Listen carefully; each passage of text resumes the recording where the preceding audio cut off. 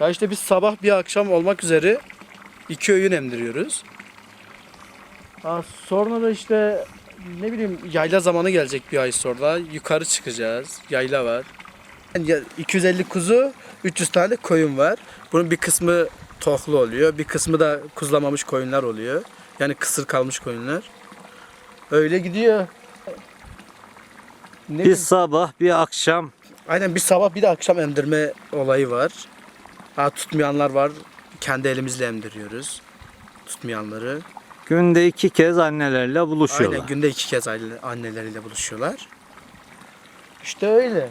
Bu süreç ne kadar sürecek böyle? Bu süreç 2 ay sürüyor böyle. 2 ay bilmedin 3 ay. 2 ay 3 ay arası sürüyor emdirme dönemi. Ondan sonra besiye çekiliyor. Erkekler besiye çekiliyor. Dişiler de koyuna bırakılıyor. Yani mayalık bırakılıyor. Bizim şeyle mayalık diyorlar. Ondan